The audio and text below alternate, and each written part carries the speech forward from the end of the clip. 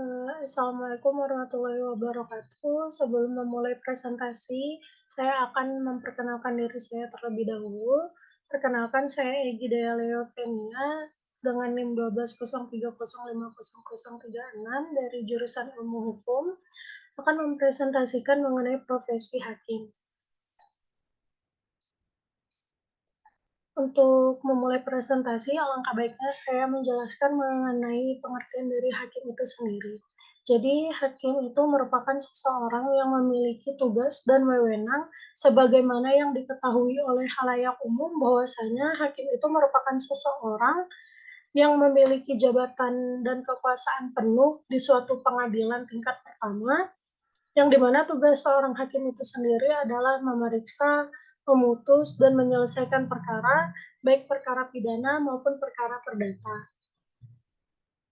Kemudian selanjutnya mengenai dasar hukum kekuasaan kehakiman. Kekuasaan seorang hakim atau kekuasaan kehakiman diatur dalam Undang-Undang Republik Indonesia Nomor 48 Tahun 2009 tentang kekuasaan kehakiman. Nah, seperti yang diketahui atau orang-orang umum bahwasanya baik yang pernah mengikuti persidangan ataupun belum, eee, mungkin melihat dari sosial media ataupun dari mana, yang jelas bahwa dalam suatu persidangan itu ada 3 orang hakim yang akan bertugas ketika dimulainya persidangan. Yang pertama ada seorang hakim ketua, terus 2 di antaranya adalah hakim anggota yang ikut serta dalam mendampingi hakim ketua. Dan syarat-syarat untuk menjadi hakim. Jadi mungkin di sini banyak orang yang bertanya-tanya tentang apa sih syaratnya menjadi hakim. Nah, pada pasal 14 ayat 1 Undang-Undang Nomor 8 Tahun 2004 tentang perubahan atas Undang-Undang Nomor 2 Tahun 1986 tentang peradilan umum, syarat agar menjadi hakim ada pengadilan negeri adalah satu, WNI atau warga negara Indonesia, yang kedua bertakwa kepada Tuhan Yang Maha Esa, yang ketiga setia kepada Pancasila dan Undang-Undang 1945, yang keempat sarjana hukum.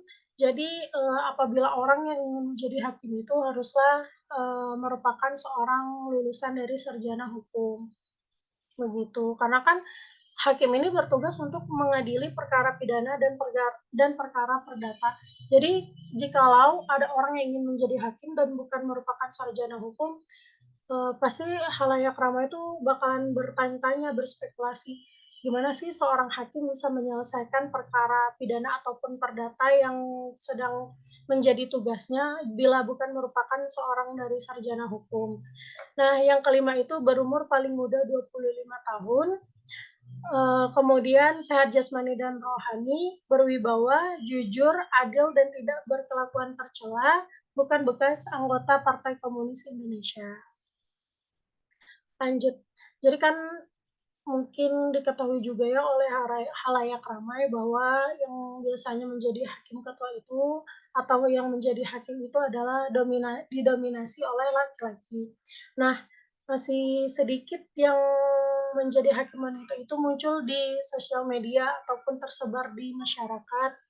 Sebenarnya menjadi hakim wanita itu merupakan suatu profesi yang sudah banyak juga di Indonesia, cuman masih belum banyak yang terkenal ataupun muncul di Indonesia khususnya di sosial media. Keterwakilan perempuan dalam lembaga yudikatif dapat mempresentasikan hak perempuan dalam bidang pemerintahan, khususnya hukum, yaitu jabatan hakim tetap didominasi oleh laki-laki, namun presentasi hakim perempuan terus meningkat dari tahun ke tahun. Karena kan gimana ya, berdasarkan dari beberapa seminar yang saya ikuti mengenai kehakiman itu, sebenarnya bukannya hakim wanita itu tidak diperbolehkan, dibolehkan namun rentan dengan masalah kayak rumah tangga ataupun bagaimana, karena menjadi seorang hakim itu merupakan sebuah profesi yang memiliki tugas yang berat, karena kan untuk menjadi seorang hakim itu harus siap untuk ditugaskan ke seluruh kota, begitu. Nah, seperti yang ditampilkan di layar, presentase mengenai hakim wanita berdasarkan dari data dari Badan Pusat Statistik atau BPS, yang mencatat presentasi hakim perempuan dan gambar presentasi dari data box yang menggambarkan terus meningkatnya jumlah hakim wanita sepanjang tahun, tetapi masih di bawah 30% pada tahun 2020. Presentase hakim perempuan sebesar 28,27%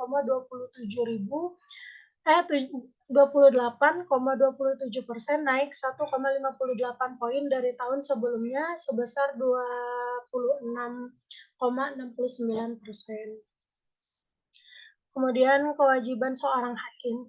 Nah, kewajiban seorang hakim itu ada kepentingan klien utama, keadilan dan integrasi, konflik kepentingan, kerahasiaan dan privasi, independensi, dan objektivitas.